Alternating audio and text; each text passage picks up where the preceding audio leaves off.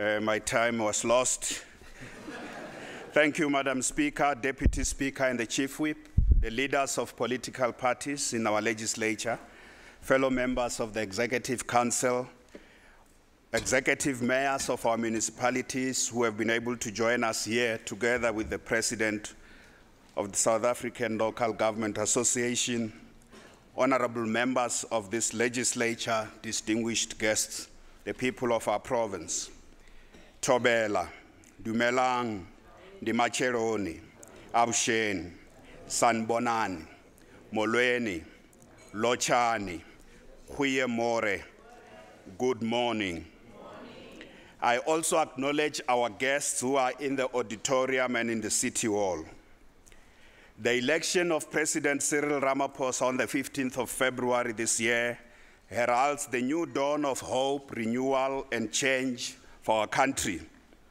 The President very appropriately described this historic moment during his inaugural State of the Nation address on the 16th of February as follows, and I quote, "We should honor Madiba by putting behind us the era of discord, disunity, and disillusionment. We should put behind us the era of diminishing trust in public institutions and weakened confidence in leadership. We should put all the negativity that has dogged our country behind us because a new dawn is upon us. It is a new dawn that is inspired by our collective memory of Nelson Mandela and the changes that are unfolding. As we rid our minds of all negativity, we should reaffirm our belief that South Africa belongs to all who live in it. For though we are a diverse people, we are one nation," close quote. Fellow South Africans, I sincerely believe President Ramaphosa is the kind of leader South Africa needs at this moment, given the nature of the challenges our country faces. Let us all support him across party political affiliation and ideological divide. We in Gauteng are deeply humbled and highly encouraged that much of what the President outlined in his State of the Nation address constitutes the core of our program for radical transformation, modernization, and reindustrialization. Emboldened by the President's call for renewal and change, we shall act with greater determination to increase momentum on the following programs we have been pursuing. Firstly, addressing the problem of youth unemployment through TSEPO 1 million in partnership with the private sector and the youth themselves. Strengthening the partnership with the private sector, labor, and civil society to unlock inclusive growth, greater levels of employment and empowerment, as well as the structural transformation and reindustrialization of our economy. Increasing support for the revitalization of the township economy, harnessing the opportunities provided by the advent of the fourth industrial revolution, by modernizing key sectors of our economy and the state, speeding up the delivery of new infrastructure and paying attention to the maintenance of existing one across our entire city region, upholding ethical leadership and integrity by intensifying the fight against corruption, collusion, and maladministration in government, working in partnership with civil society, reconnecting with communities throughout our province and unlocking their energies for them to become the primary drivers of this renewal and change that the President spoke about. And lastly, changing the culture of the public service so that we can treat citizens with dignity and serve the people with compassion and professionalism. As a province that played no small role in bringing about this new era of change and renewal, Gauteng Province has a responsibility to conceptually, practically, and programmatically unpack the full meaning of this new dawn. And for us, it cannot be business as usual. We must first acknowledge that we are emerging from a period of pain, adversity, and despair. It has been a difficult and trying time for our citizens, for businesses, and even for those of us who have been afforded the opportunity and responsibility to serve our people in government. Speaking about myself as a father and family man living in this province, I know that life has been tough for parents who have the responsibility to put bread on the table for their families and for raising their children. The price of food, electricity, and transport has been skyrocketing, placing enormous stress on family finances. This has increased the incidences of urban poverty and food insecurity in our province. Our approach to dealing with poverty has to change. It cannot be business as usual in this regard. It is also necessary to say that we must look for VAT zero rating of more foodstuffs and basic necessities if we are to ensure that our people are cushioned from these high food prices, electricity prices, and transport costs.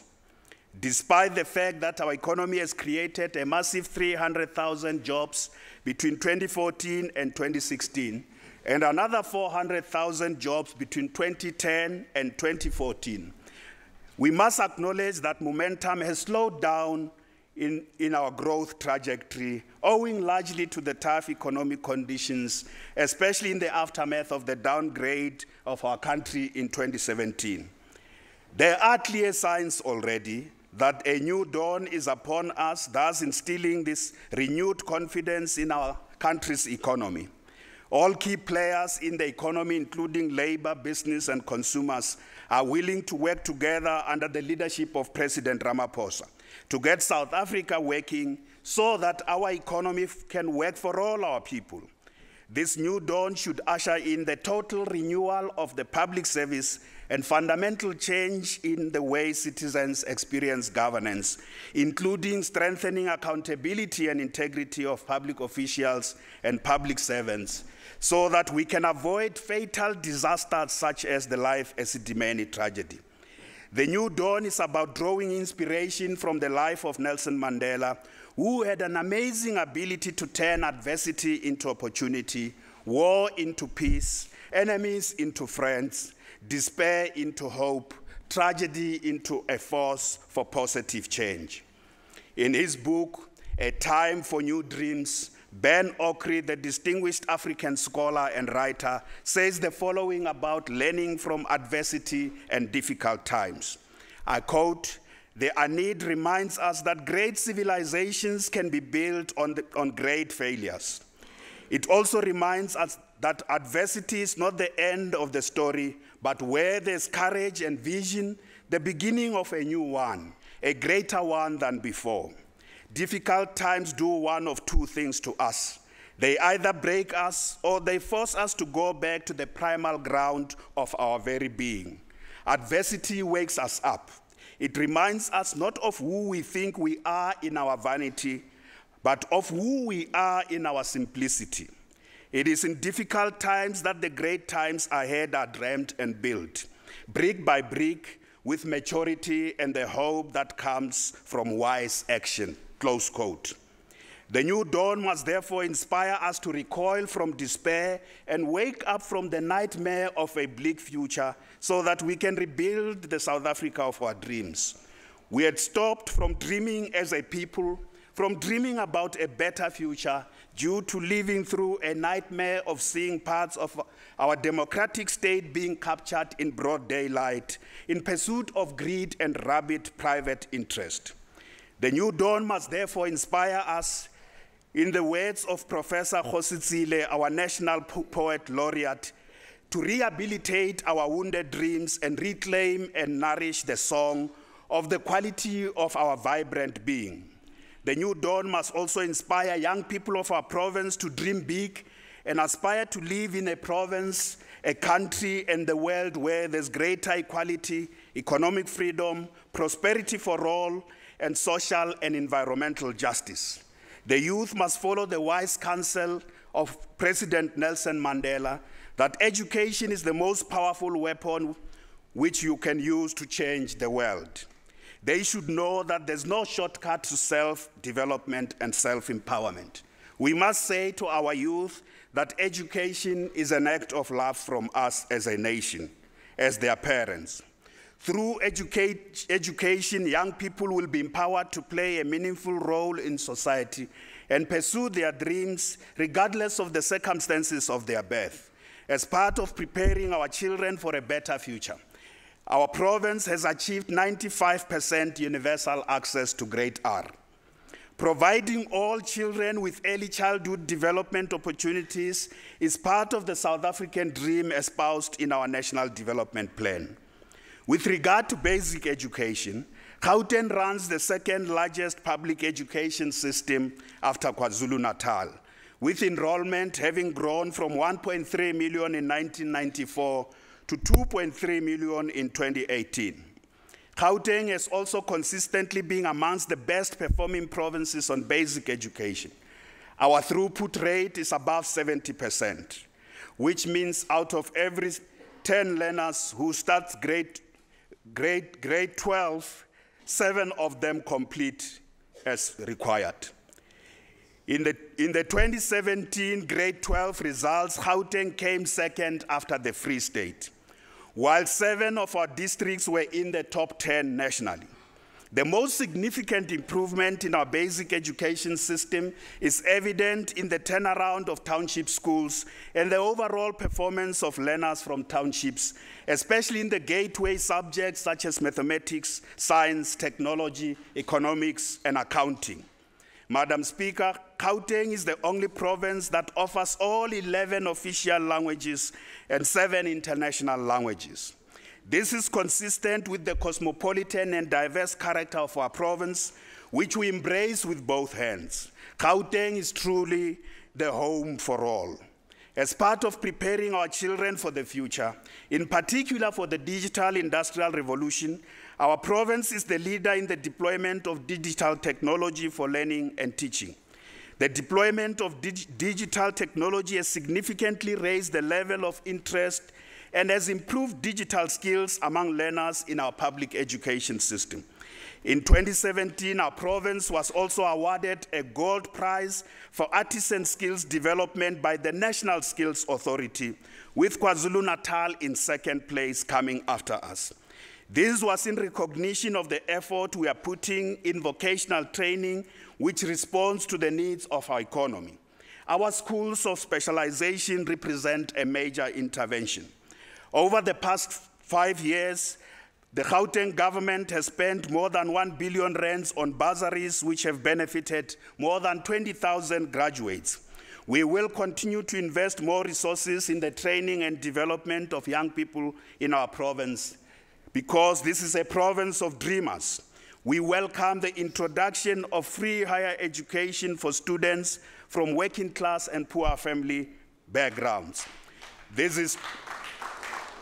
is truly the dawn of a new era for many parents and young people who have been denied access to higher education for many years simply on the basis of the circumstances of their birth. Several generations of students, many of whom are here, fought pitched battles in pursuit of this dream of fee-free, further and higher education. Now the ball is in the court of our students themselves, who must work hard to complete their studies so that they do not betray the struggles and sacrifices made over many decades. As I've said before, youth unemployment is the most acute and primary economic problem of our time. Economics shall fall if it fails to answer the question of how we resolve youth unemployment.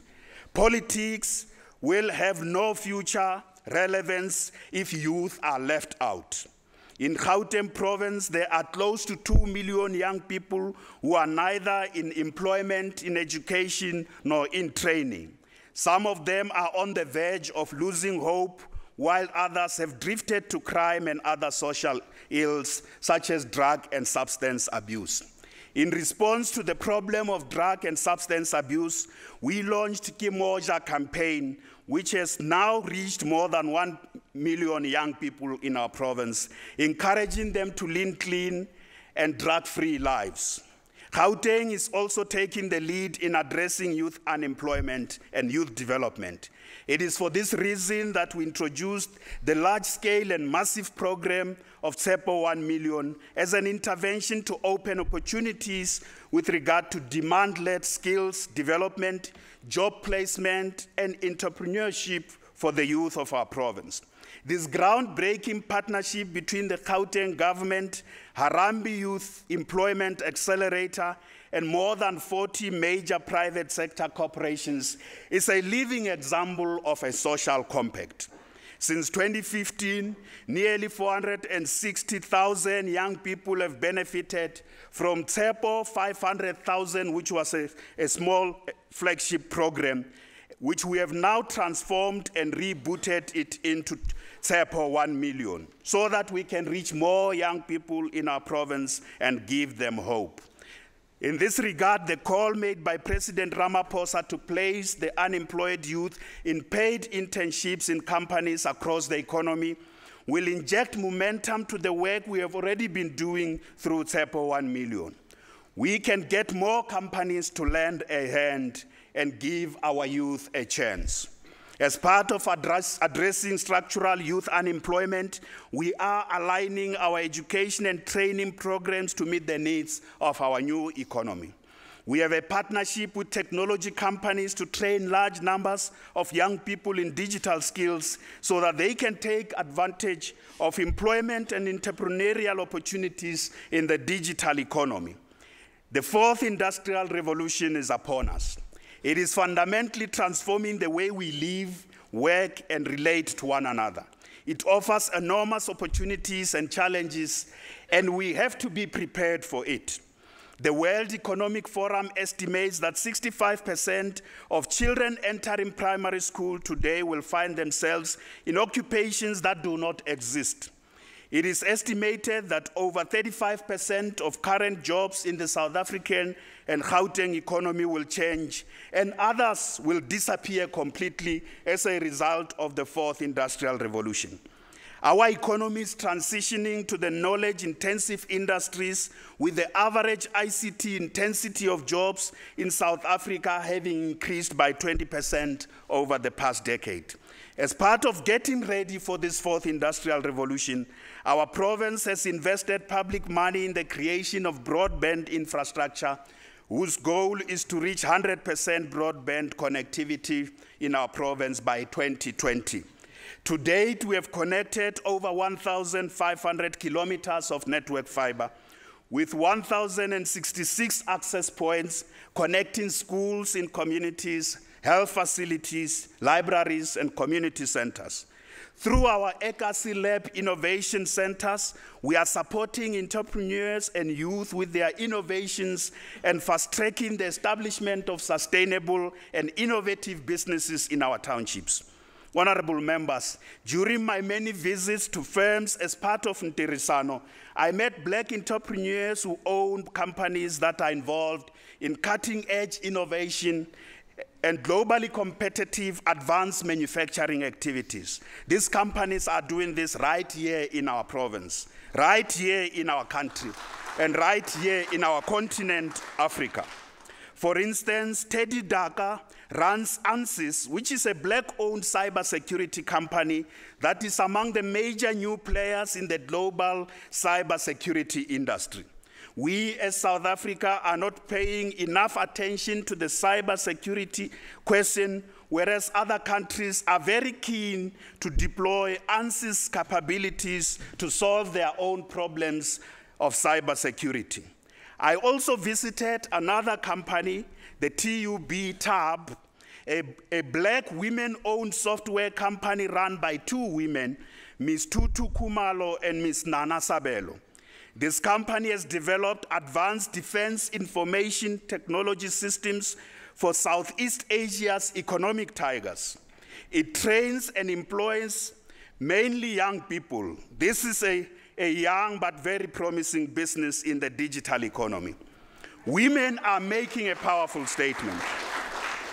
Honorable members, women are making a powerful statement that they too want to take a lead in the digital economy.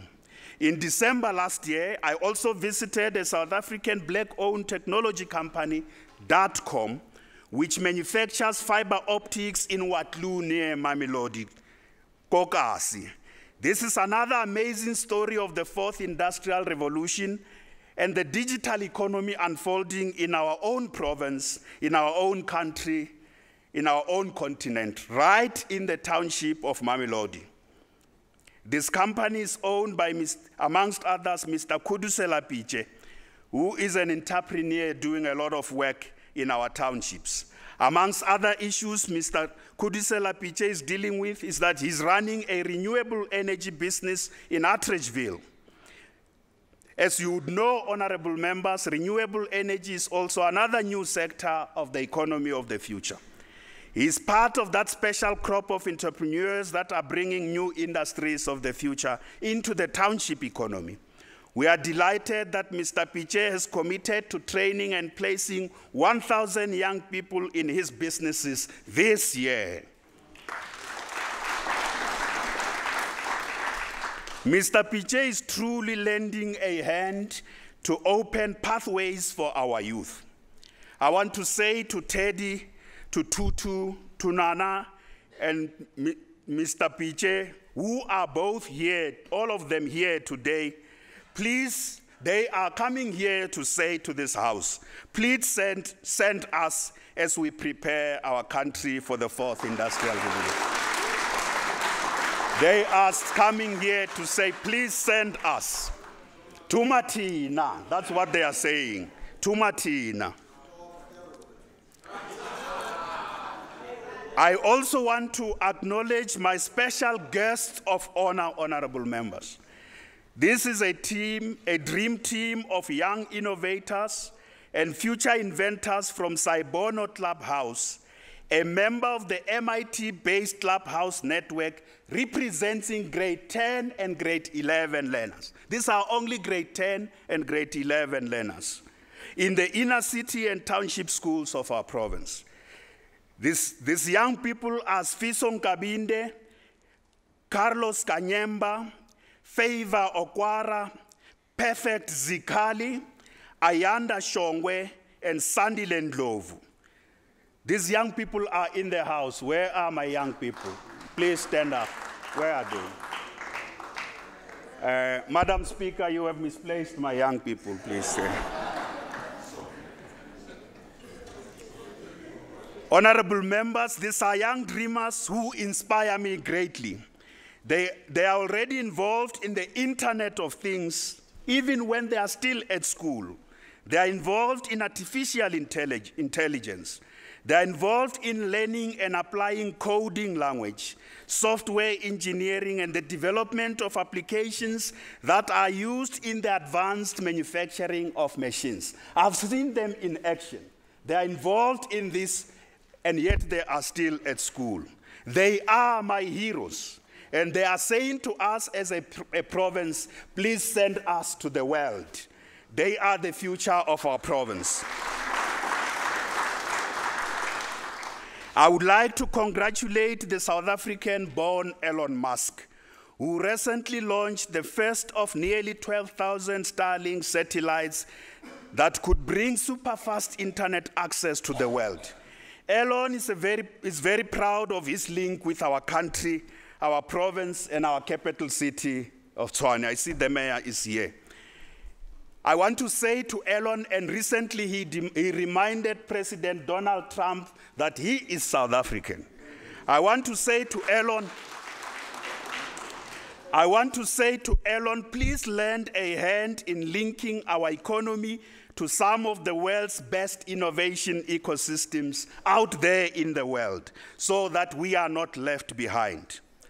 As Gauteng province, we have already had engagements with cutting-edge innovators based at Silicon Valley in San Francisco, California, in the United States, as part of enhancing our innovation ecosystem. In this regard, we have enlisted the support of the Ghanaian-born African-American Dr. Thomas Mensah, who is a world-acclaimed inventor who pioneered the deployment of fiber optics technology in information and communication systems, giving rise to the current digital revolution. Dr. Mensah will help us to take the Gauteng Innovation Hub to the next level. We have also been working with our own technology entrepreneur and businessman, Dr. Andile Ngaba, who is mentoring young innovators and incubating technology startup companies right at the Silicon Valley. This year, we will send 20 techpreneurs to the Silicon Valley, where they are going to join the rest of the world, so that we too can be there in the forefront of the digital revolution. Honorable members, let us have the courage to dream big and act with compassion. I dream of a provincial economy where the needs, aspirations, and energies of the majority of our people constitute the creative force for change and transformative economic growth. If Gauteng is the hub of South Africa's economy, the townships are the heartbeat of Gauteng. I dream of townships being spaces where there's a vibrant culture and dynamic local economies underpinned by the state-of-the-art infrastructure. We are already acting together with township communities and investors to turn townships into havens of sustainable socio-economic development and self-empowerment of our communities. The people in the townships need real jobs and thriving businesses where they live. They need state-of-the-art schools, libraries, clinics, hospitals, houses, roads, and other social amenities right there. They need reliable, efficient, and affordable public transport. For township residents, the new dawn must represent a major facelift in the infrastructure in their areas, as well as the look and feel of their own townships. And this has to happen as part of our renewal and revitalization program for our townships. The Gauteng provincial government and municipalities have been the leader in our country in the revitalization of township economies. Between 2014 and 2017, public procurement spent on township enterprises increased from 600 million to 17 billion.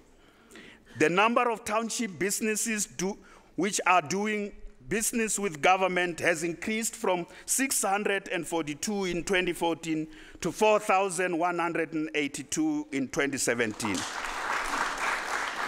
Honorable members, we have also helped many township businesses to formalize and register as proper businesses. The introduction of the Township Economy Awards has stimulated huge interest among township businesses, which compete to showcase their services and products. The awards have also contributed to the growth of township businesses through financial support as well as access to markets. Our work as the champion of the township economy in our country has also given rise to a serious wave of entrepreneurial activity in our townships, especially amongst the youth. And this is borne by the evidence as follows. The 2017 Venture Band Tech Startup Survey shows that 44% of technology startup companies are 44% of the tech startup companies list Gauteng as their home, as compared to only 26% which list the Western Cape as their home. The survey also indicates that 53% of startup businesses are owned by black young entrepreneurs that are based here in Gauteng. And again, in comparison to the Western Cape, the number is much smaller. The critical issues for the township economy and black startup businesses and youth startup businesses is the issue of funding and access to the market. The initiative on the Township Stock Exchange is in its final stage in partnership with the private sector. We as a province have also completed a feasibility study on the establishment of a provincial state bank which must focus on funding of SMMEs, township enterprises, women and youth-owned businesses, because the Gauteng Enterprise Propeller has never met this dream and we have to rethink it completely. Another major problem facing township businesses is the mushrooming, honorable members, the mushrooming of unregulated businesses owned by foreign nationals. Township people are raising this everywhere.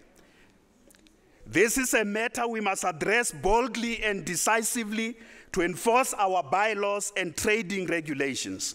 Many township entrepreneurs are being squeezed out of business by these unlawfully operating businesses owned by foreign nationals.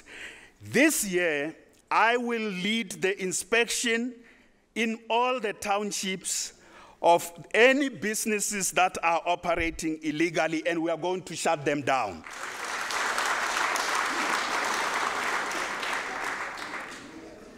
We are going to shut them down because they are undermining our work on the township economy. In addition, we have a partnership with 40 corporations which is opening new vistas of opportunity to township-based businesses to participate in corporate supply chains, thus helping to transform these township enterprises into more sustainable businesses without having to rely solely on government contracts. We continue to invest in development of cooperatives. To date, Gauteng has 14 registered cooperative banking institutions which are serving over 16,000 member owners, with more than 100 million in savings and 150 million in assets. We are working with these institutions to ensure that they become future financial providers to township enterprises. In partnership with the Italian cooperative movement, we are facilitating the formation of consumer cooperatives in the wholesale and retail sector. These cooperatives will also mobilize the collective buying power of more than 250,000 township households to purchase affordable goods at stores they own and control. Women-led cooperatives, the majority of whom are also in the townships, are producing dignity packs and school uniforms and have created more than 30,000 jobs in our economy. Madam Speaker, we remain consistent with our procurement strategy, which must help drive re-industrialization and localization. Our province is determined to champion the use of public procurement budgets of the provincial government departments and municipalities to stimulate local production.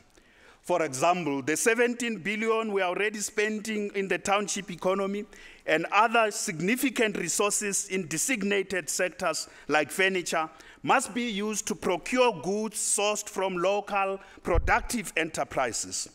The majority of our departments are not yet complying with local content requirement. We will this year ensure that capacity is developed within every government department as well as in our municipalities to ensure that they all procure goods that are produced and manufactured in our provincial economy instead of them importing goods from other economies, especially economies in the East and in Europe. Honorable members, the social compact is underway in Gauteng province. We have been working with private sector partners to unlock the potential of other sectors of our economy. For instance, we have agreed with the business process outsourcing sector, the BPO sector, on creating 30,000 jobs in the call centers and business support services by 2019. In 2017 alone, this sector has already created 6,000 jobs, and we have only started working with them in late 2016. We have also set up joint action labs focusing on industries such as capital equipment and machinery, the ICT sector, the automotive industry, mining, food and beverages, agriculture, and agro-processing. Despite the progress we have made in the past 4 years, the Gauteng economy continues to face enormous challenges. Low levels of growth are impacting negatively on our ability to create sufficient number of jobs that will drastically reduce unemployment. Honorable members, we need our economy to create 5,400 jobs per day if we are to eliminate unemployment totally. If we are to have unemployment, we at least need this provincial economy to create 2,700 jobs a day. And this is a mammoth task.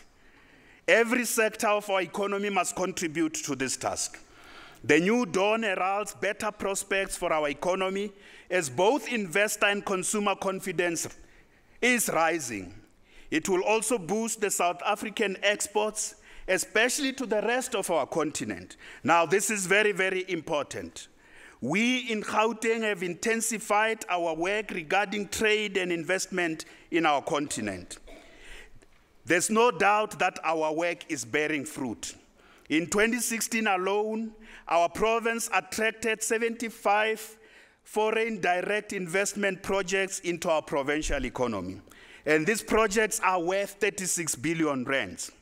These projects have created 9,354 jobs in this economy. Over 3 years, that is between 2014 and 2017, end of 2017, our province attracted more than 200 foreign direct investment projects worth 69 billion rands, and these projects created 19,000 jobs. Honorable members, we must be proud that Gauteng is the leader with regard to inter-Africa trade. As of 2017, Gauteng companies had 169 projects which are worth 356 billion rands across our continent of Africa. Inter-Africa trade generated a total of 46,732 jobs in the Gauteng economy. And this is very, very important, honorable members, that we know it is not just about investing in our continent, but that investment generates additional economic activity here at home and creates more jobs.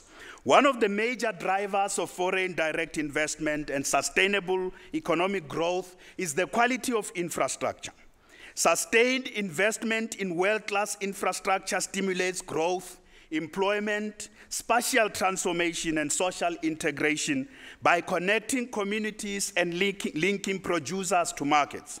Since 2014, together with the private sector, we have invested more than 40 billion rands in building and maintaining infrastructure, such as building and upgrading schools, including ECD centers, recreational facilities, hospitals and clinics, houses, libraries, roads and public transport, as well as broadband and township industrial parks and agri-parks. According to the Quality of Life survey released by the Gauteng City Region Observatory in 2016, the quality of infrastructure in our province has received the highest rating amongst the citizens in the Citizen Satisfaction Survey. This is what the citizens say, that infrastructure in Gauteng is the #1 area where they think we are doing well. Our infrastructure investment projects have also contributed in creating and maintaining more than 100,000 jobs, and in growing businesses, especially businesses owned by Black people, women, youth, and people with disability. The economy and the quality of infrastructure are not the only issues of concern to the people of our province. The people of our province are also concerned about the quality of public services.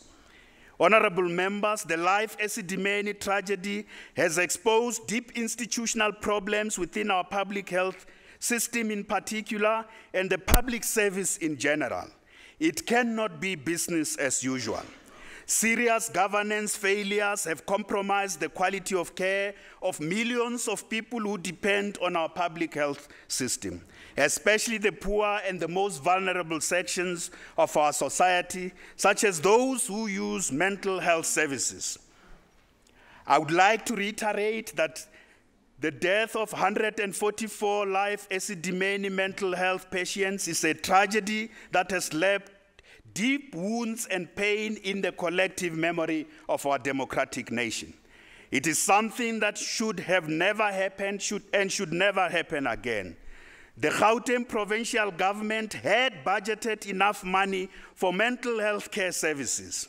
I would like to reiterate that the transfer of mental health care patients to ill-equipped and unlawfully operating NGOs was never approved by myself or by the Executive Council which I lead. However, as the head of government in this province, I have taken full responsibility and accountability for this tragic loss of life of our fellow citizens. I did so because I cannot pass the buck. I am the premier of this province and the buck stops with me. I take full responsibility for anything that goes wrong in the administration I lead. I must face the people and fix the problem. I dip my head in shame and once more apologize that this happened under my watch, and I'm totally committed to take corrective and remedial action to ensure that this never happens again.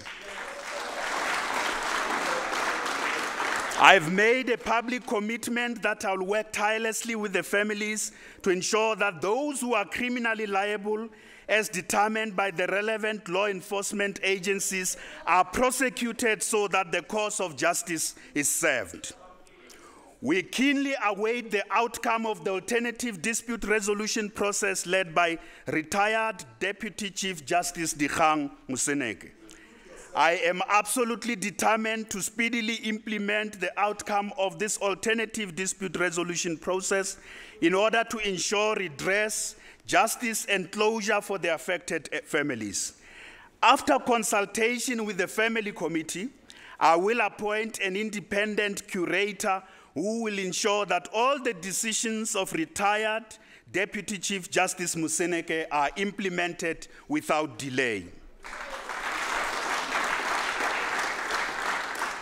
How a nation cares for the most vulnerable in society is a defining feature of the values of that nation. In April this year, I'll appoint the panel of experts and civil society representatives who will review the work our work in caring for the most vulnerable sections in our province. And these sections in our province who are most vulnerable, the sections of the population include people with mental illness, the elderly people, people with disability, and children. Many of them are also found in facilities that are not adequately equipped to take care of them. Another defining feature of a caring nation is how it looks after its military veterans, that is, the men and women who put their lives on the line for their country. Last year, we established the Military Veterans Desk in the Office of the Premier, which is working with the Department of Military Veterans and municipalities to address the plight of our military veterans. Substantial progress is being made to address their housing, educational, health, and public transport needs. Urgent steps need to be taken to turn around the performance of the Gauteng Department of Health. The Minister of Health and myself have jointly appointed an intervention team of public health experts and managers to support the MEC for Health, Dr. Gwen Ramugopa, in turning around the performance of the Gauteng Department of Health by attending to all the deep structural and financial problems this department is facing. We are confident that this intervention will succeed, and I want to invite you, members of the EFF. I know health is an important issue for you this year. I want to invite you for us to join hands. Hey, let's join hands and work together. I also want to invite you, Mr. Bloom, Honorable Bloom, let's work together to fix the health system in our province. This is not a party political issue. Health is an important issue for the well-being of our people. Let's work together to fix it.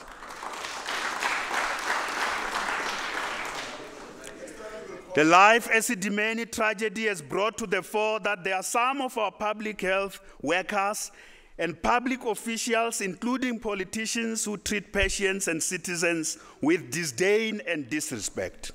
This is totally unacceptable and is not representative of the tens of thousands of healthcare professionals and workers who are compassionate and dedicated to public service excellence. Gauteng province runs the biggest health system in Southern Africa, which caters over 20 million visits per annum. It has several centers of excellence which should be appreciated and strengthened even as we turn around the performance of this system. In the recent period, there have been more reported incidents of racism, xenophobia, and gender-based violence in our province. The fact that our province also has the highest level of inequality undermines social cohesion and nation building. As Gauteng province, we will continue to roll out programs that promote social cohesion and nation building. The Gauteng Annual Carnival, which we call the Social Cohesion Carnival, continues to grow. In 2017, the carnival was attended by a cultural mosaic of 35,000 people representing different communities and national groups who celebrated our National Heritage Day together and showcased their rich cultural diversity. The carnival is the best standard on how we should celebrate all our national days. And we celebrate the carnival in Tshwane and work very well together with the mayor. We want to grow the carnival to 50,000 people by 2019, 50,000 people by 2019. Madam Speaker, the cultural and creative industries contribute to social cohesion, nation building, and economic development. Almost 40% of cultural and creative workers in South Africa are based here in Gauteng. The industry contributes 30 billion rands to the Gauteng economy. Our province continues to host some of the finest cultural events, including the Joy of Jazz, Muretili Jazz Heroes Concert, Go West Festival, the Delicious Food Festival, the Afro-Punk Festival, and may you forget this, no, Fill Up FNB Stadium by Casper Nyovest. Collectively, these events create almost 25,000 jobs which benefit mainly young people. The cultural and creative industries also constitute an area which offers huge economic opportunities for many young people who are creative, talented, and entrepreneurial. It is in this sector of our economy where many of our youth from townships and villages across South Africa have overcome poverty and disadvantage, and they have realized their dreams. It is also in this sector that many young people are harnessing opportunities offered by the Fourth Industrial Revolution, especially in the new media platforms, to unleash their creativity and talents. Let us celebrate also the phenomenal success of Purple and the Black Panther as world-class productions that tell stories of Africans and Black people. This is important to counter racial stereotypes. I will this year in June convene the cultural and creative industries in Indaba to develop the roadmap on how we take this important sector of our economy to the next level.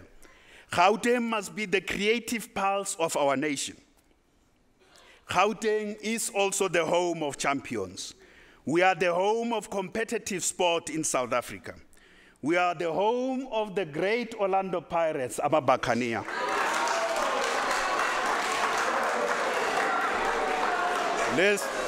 We are the home of the spectacular Kaizer Chiefs, Amakhosi. We are the home of the flamboyant Mamelodi Sundowns, Abafana Style. We are the home of Wits University, the Clever Boys. We are the home of SuperSport United. We are the home of SuperSport United, Matsatsanza Apitori.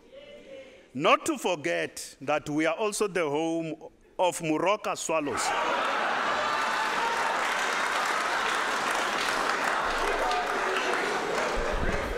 May their soul rest in peace. We are also the home of Jomo Cosmos Ezinkosi. We love our soccer with passion. Honorable members, we are also the home of the Blue Bulls.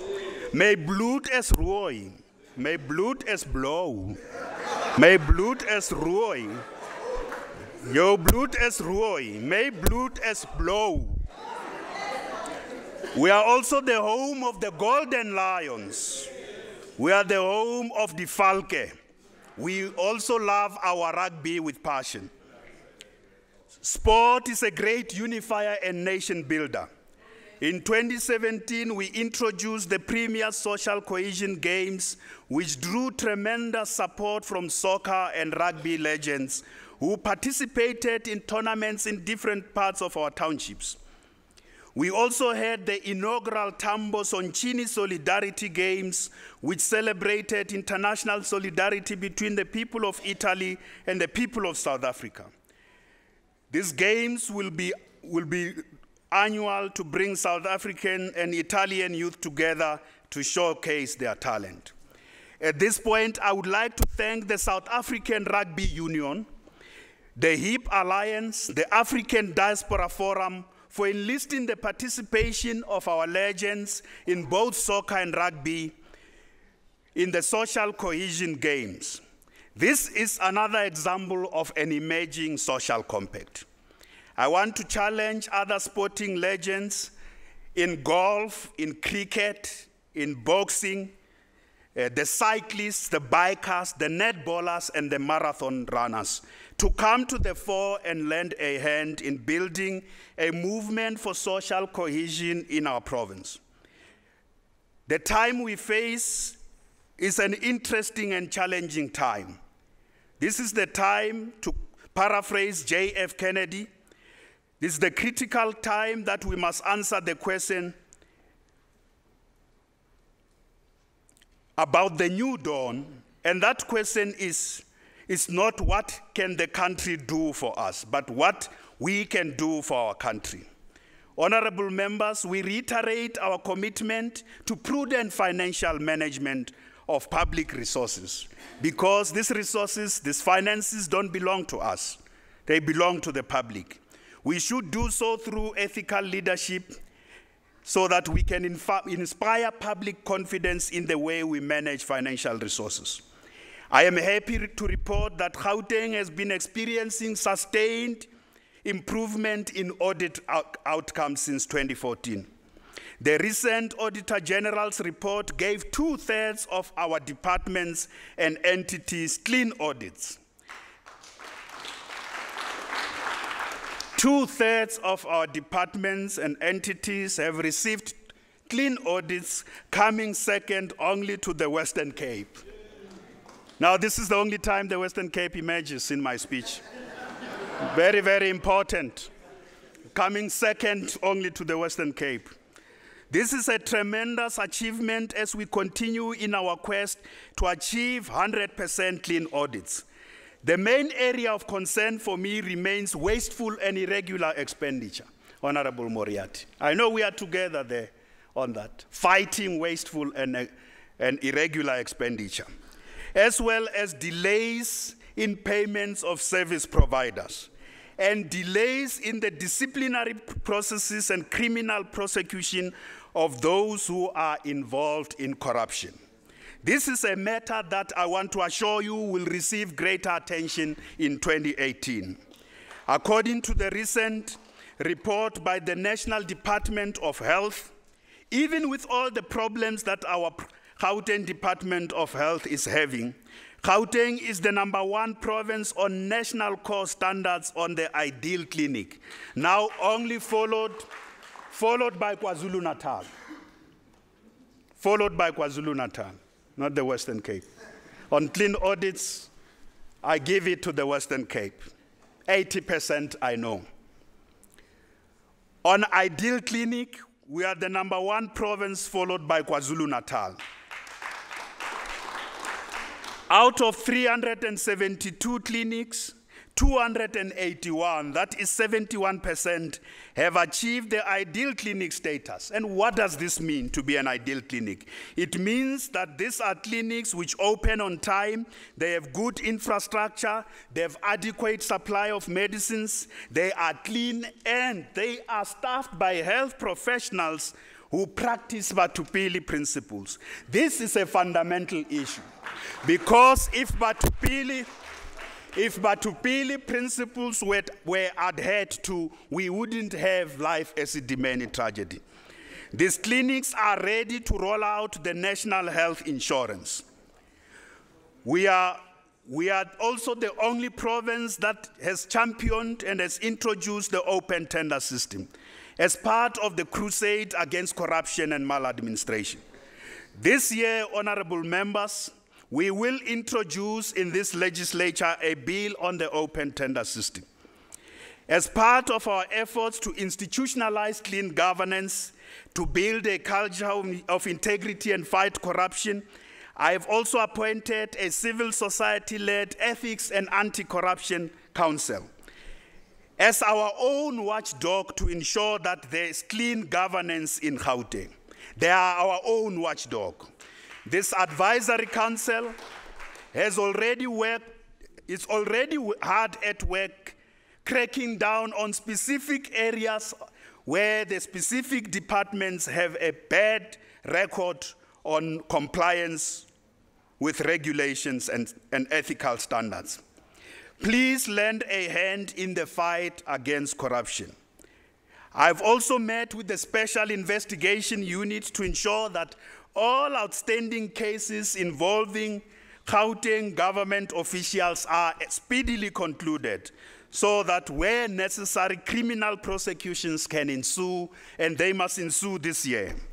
It is unacceptable that many forensic investigations are instituted by departments, but there are no consequences on the part of wrongdoers. As a province, we have been outspoken and consistent in the fight against corruption, but there are departments and officials who still undermine our track record on ensuring that there is clean governance. This is their year. They are going to face serious consequences. I want to take a lead as well in this. I want to take a lead together with the MECs to subject ourselves to lifestyle audits this year.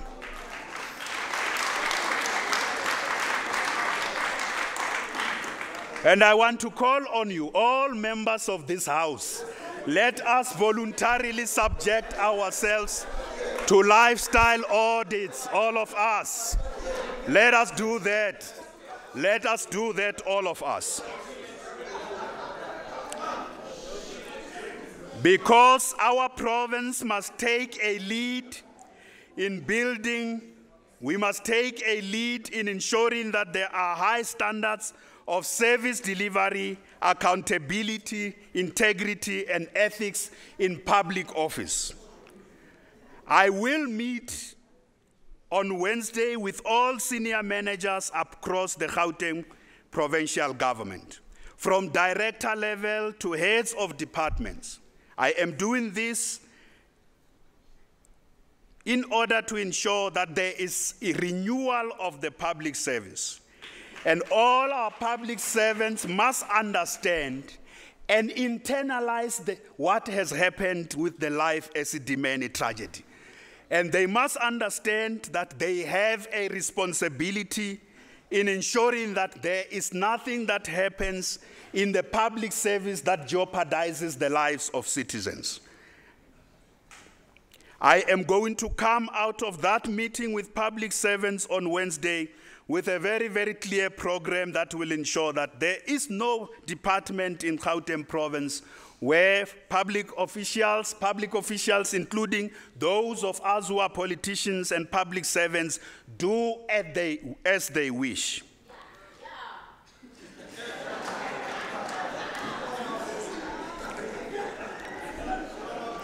Because the citizens are getting a raw deal from some of us in our province.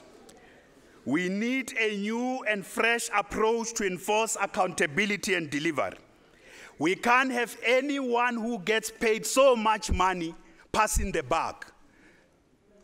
Many of the people who do things and later say, it's not me, or I don't know, I was told this. We pay. The public pays public servants and politicians a lot of money that they don't have.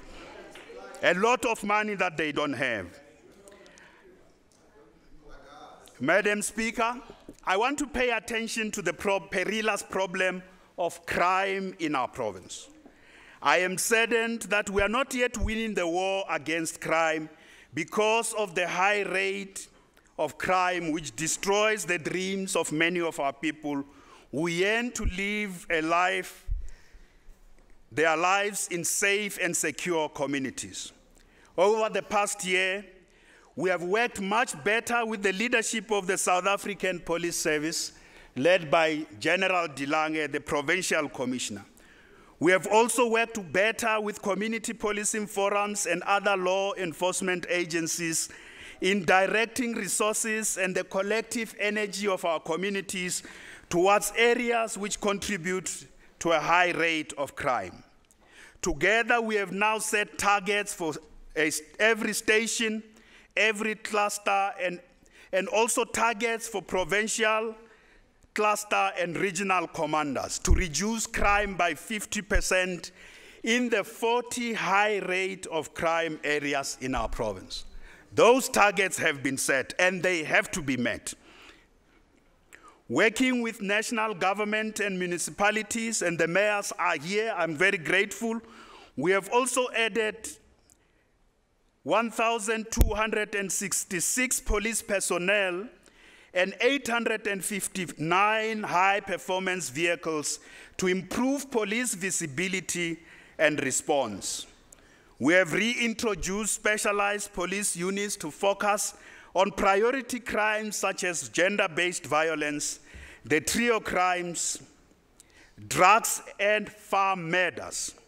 Our police officers are highly motivated by our intervention. They are now well equipped to reach any place as fast as possible. Madam Speaker, I want to thank Honorable Van Staden and Honorable Dr. Pieter Groenewald of the Freedom Front Plus for meeting with me and MEC for Safety, Honorable Nkosi Malobane, on the 16th of December last year to discuss this vast issue of crime in our province. They have made a contribution to come to the fore and lend a hand in the fight against crime, because they feel this is also their beautiful province. Honorable Van Staden has come to the fore and say to us as the government and to the people of Gauteng, stuur my asseblief. Stuur my asseblief. Stuur my asseblief, Honorable Van Staden. Thank you very much, Honorable Van Staden. I want to challenge all other parties to join hands in the fight against crime. Honorable Lorima, I know your passion in this area of fighting crime. I want you to join hands with us in fighting crime wherever it manifests itself. We have also launched a campaign that draws the attention of our nation to the plight of young women and girl children in our province. Through this campaign, we are galvanizing a multidisciplinary response to the multiple and complex challenges facing our girl children and young women. We will act together to tackle high levels of violence and femicide against young women, increased rate of new HIV infections amongst young women, the high pregnancy rate and school dropouts amongst girl learners, the stigmatization, attacks, and killing of members of the LGBTQI community in our province. Honorable members, patriarchy and unequal gender relations are at the heart of the problems facing women in general, and specifically young women and girl children in our society. Our response must therefore be comprehensive, multi-sectoral, and multidisciplinary in order to combat crimes against women and girl children.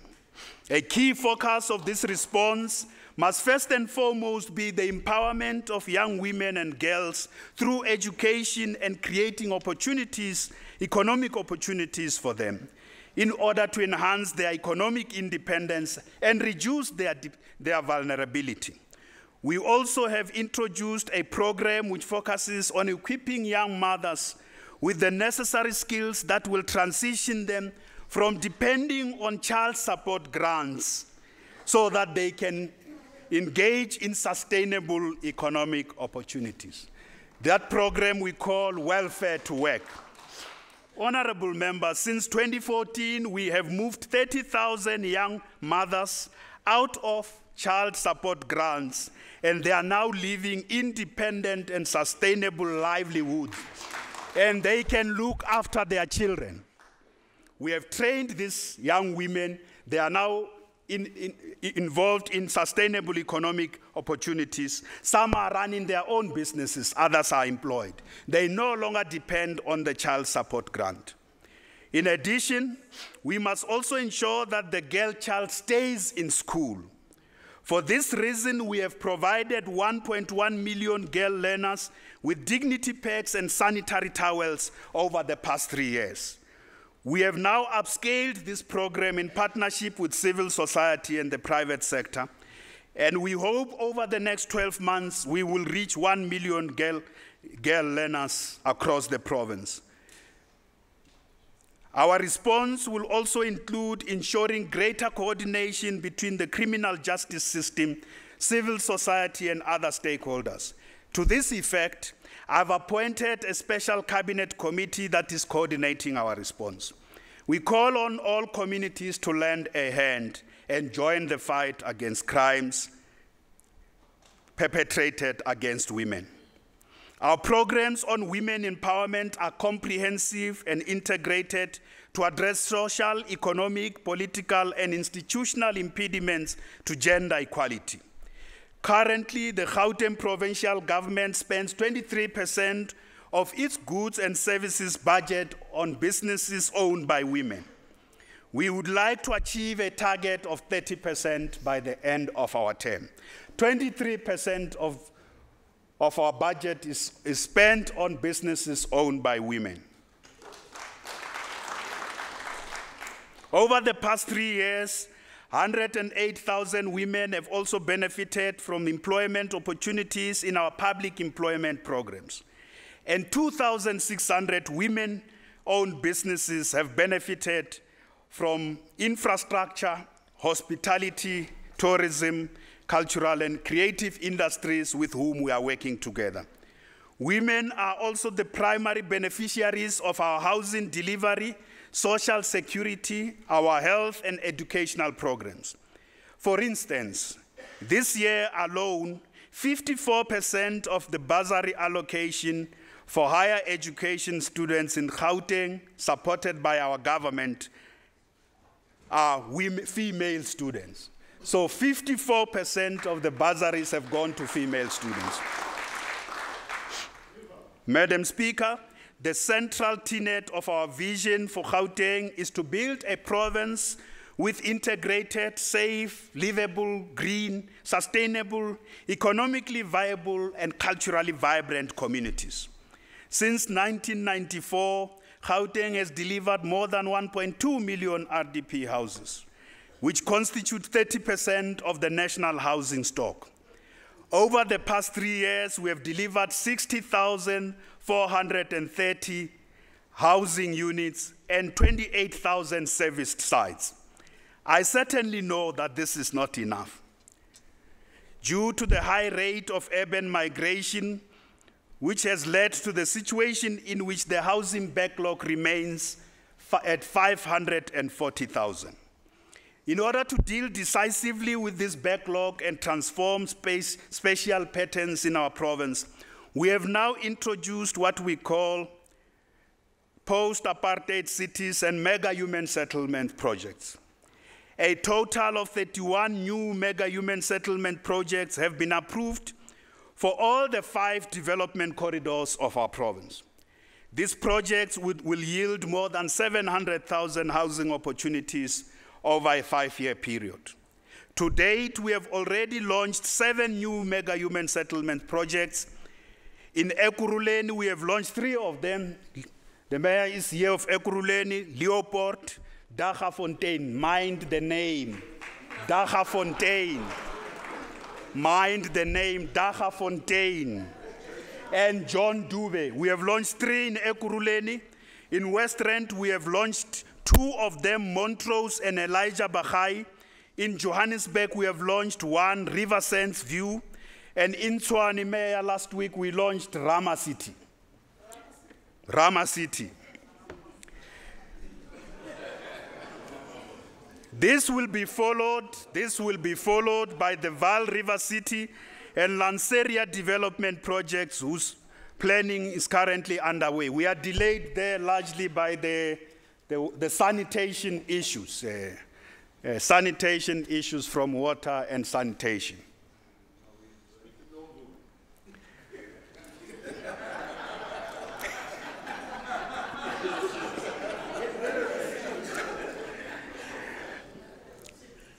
The mega human settlements and post-apartheid cities have already attracted private and public sector investment of more than 100 billion, which will also contribute to Gauteng's provincial economy.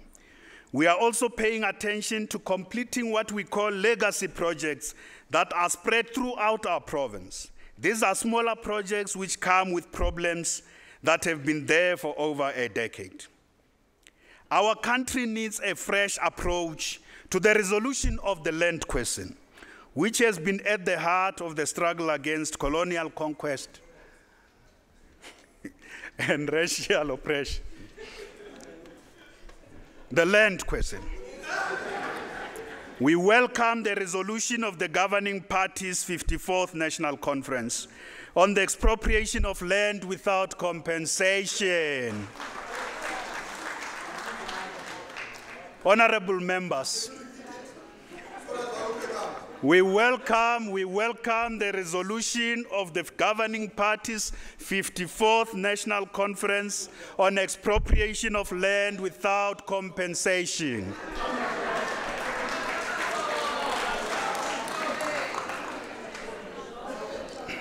Honorable members, as an urban province, the land question is particularly pressing when we seek to overcome apartheid, spatial, and economic injustice through integrated and sustainable human settlements.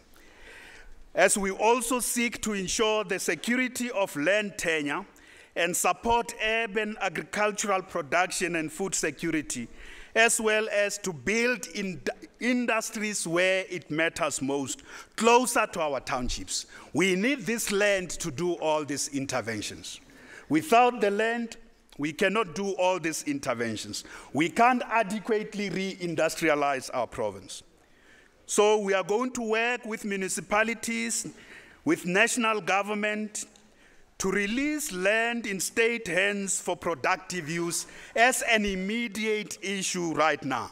We have land in state hands. Municipalities and ourselves as the provincial government, we have land, and national government, we have land immediately in our hands, which is underutilized. There's also significant land that's lying fallow, some of which is abandoned by absentee landlords. This land must be expropriated and allocated to our people for their own advancement. During our interaction with communities through Ntirisano, many people have come to the fore to say to me as the Premier that we must make land available. They've made this call to MEC Paul Mashatile. Many of them say they don't want to wait for a house from government. They say, give us the land, we will build houses for ourselves. We are indeed going to respond to this call to give those of our people who want to build for themselves land. But there are also many who say they want to use this land for productive economic activity. I also want to add that we also need land in well-located areas such as key economic centers, and this land must be used for public interest, and some of which must be expropriated for public interest in order to build integrated human settlements and post-apartheid cities. In other words, we can't put these new cities and these new human settlements in the periphery, away from everything. We must make sure there's land that's well located, closer to economic opportunities. And I want to assure you, honorable members, this we will do with a great deal of responsibility. With a great deal of responsibility. No illegal land invasions will be allowed. No illegal land invasions. We want to work with you, the EFF, on this issue to address the land question. But don't allow illegal land invasions. Don't allow that. One of the unacceptable practices in the provincial government departments and some of our municipalities is the underspending on allocated infrastructure budgets, the terrible consequence of which is to forfeit the money back to our national treasury. This is a grave injustice for which there must be and there shall be consequences. Our work, honorable members, must be to ensure that we spend every little cent that we have to improve the quality of life of our people. We want to usher a modern, integrated, reliable, safe, and affordable public transport system in Gauteng. We are working together with our municipalities to roll out the BRT system everywhere in Gauteng, as in the metros in particular, to expand the Gautrain and integrate the taxi industry into the mainstream of our modernized public transport system, which will be operated under a single transport authority soon. Honorable members, we all know that the e-tolls have added to the cost of living for many motorists and public transport users in our province. The new dawn must also bring a solution to this protracted and unresolved problem of e-tolls. It is loud and clear for all to see that e-tolls have not worked. I want to repeat. It is loud and clear for all to see that e-tolls have not worked. Accordingly, I will engage President Ramaphosa in order to find a new and more equitable funding model to support the continued expansion of Gauteng's road networks and public transport system. And I want to say to you, please send me. Please send me. Stuur mij alsjeblieft. Tumani mina. Tumani mina. Tumani mina.